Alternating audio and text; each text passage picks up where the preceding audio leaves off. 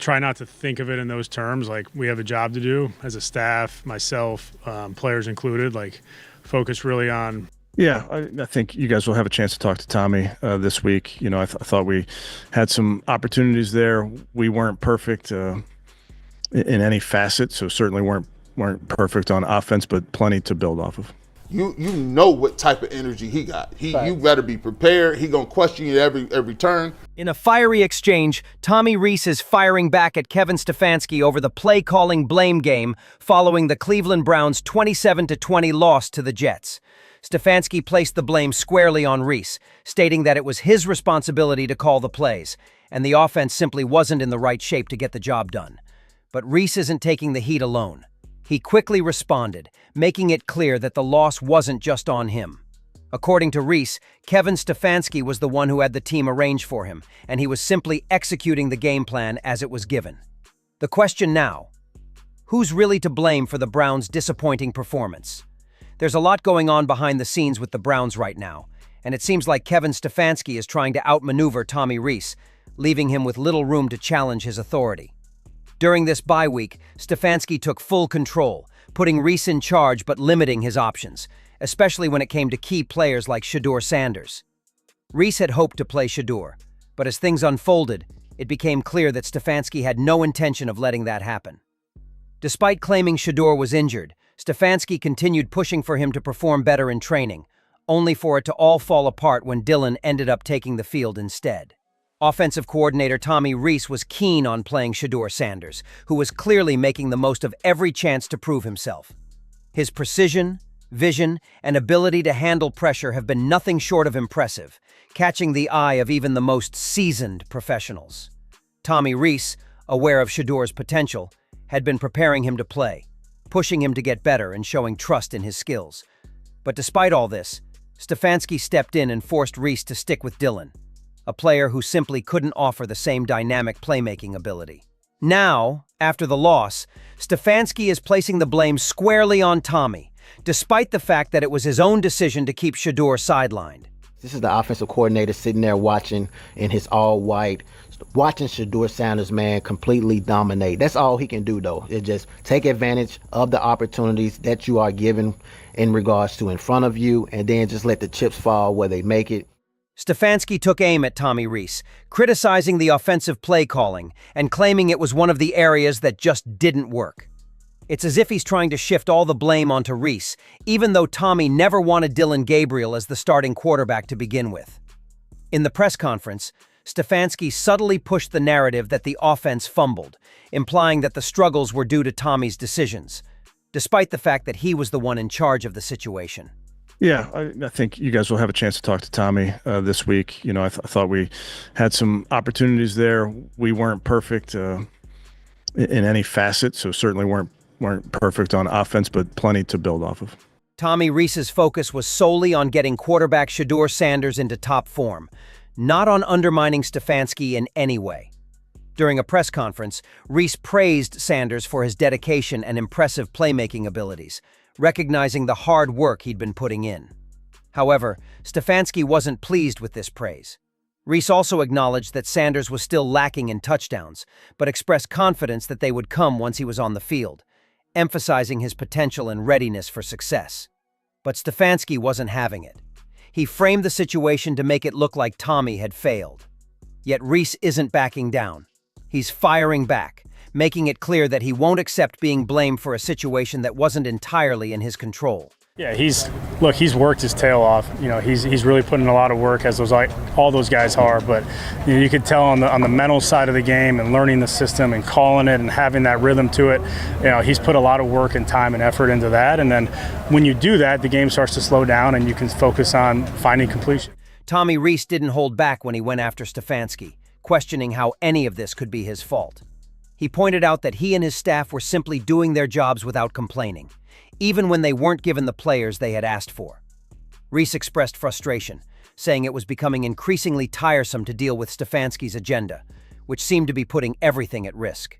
Tommy knew that if he openly challenged Stefanski, it would cause major trouble, especially since he was focused on maintaining harmony in the locker room and keeping the team united. try not to think of it in those terms. Like, we have a job to do as a staff, myself, players included, like, focus really on. The truth is, Tommy Reese wasn't just fighting for his own position. He was trying to prevent the Browns from falling apart internally. When key figures like Myles Garrett start questioning the coach, it's obvious that there's a bigger problem brewing. Garrett, the star defensive end, didn't hold back during a recent press conference, making it clear that he's frustrated with Stefanski and the ongoing quarterback drama. He openly stated that he no longer values Stefanski's perspective and is done with the constant excuses. For Garrett, the goal is simple: winning. Despite his standout efforts, the offensive struggles continue to push that goal further out of reach. He's putting everything on the line, but it feels like his hard work is going unnoticed, and the team's struggles are getting in the way of success. I'm frustrated. I want to win. I don't care how much time is on the clock. They got their starters in. There's a chance we can win. I want to be a part of that. I don't care how dire the situation looks.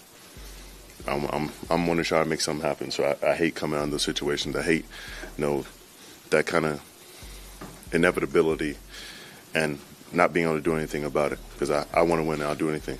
Myles Garrett didn't shy away from his confrontation with Kevin Stefanski. He fully embraced his frustration, and his body language spoke volumes. He's had enough. When asked about his reaction to the loss and Stefanski's handling of the situation, Garrett was straightforward. He's focused on winning, and watching things fall apart is difficult for him. He admitted that sometimes expressing frustration is necessary. The tension between Garrett and Stefanski is undeniable, and it's only getting worse. Garrett is making it clear that he's not giving Stefanski any room to maneuver. The divide between them is widening, and this situation is quickly escalating into a full-blown conflict. That hard. I was frustrated. If they take something from it, it's that, I want to win, and sometimes it spills over, and that's okay. Jerry Jeudy also chimed in on the ongoing quarterback controversy that has been a source of tension throughout the season. In an unexpected move, Jeudy voiced his strong support for ShedeurSanders, calling out head coach Kevin Stefanski for his handling of the situation. Jeudy didn't hold back, openly questioning why the Browns have been so reluctant to give Shedeur the starting role, especially given the struggles at quarterback. His remarks only added to the growing frustration, as the drama surrounding the position continues to unfold. A better chance of winning games, so, of course, I wish all those plays connected, but, it's football. Yeah. Kevin Stefanski attempted to shift the blame for the Browns' offensive struggles squarely onto Tommy Reese, using the situation as a way to distance himself from the growing controversy surrounding the team's performance. By targeting Reese's play calling and decision-making, Stefanski tried to create a narrative that would shield himself from the fallout of the team's failures. However, his attempts have backfired, and now the situation is rapidly unraveling. Tommy Reese, far from staying silent, has responded with force, making it clear that the blame shouldn't be placed solely on him. He has pointed out that the lack of control over key decisions, including personnel choices like ShedeurSanders, was a major factor in the team's offensive struggles. Reese was focused on getting Sanders ready to play, only to be blocked by Stefanski's decisions.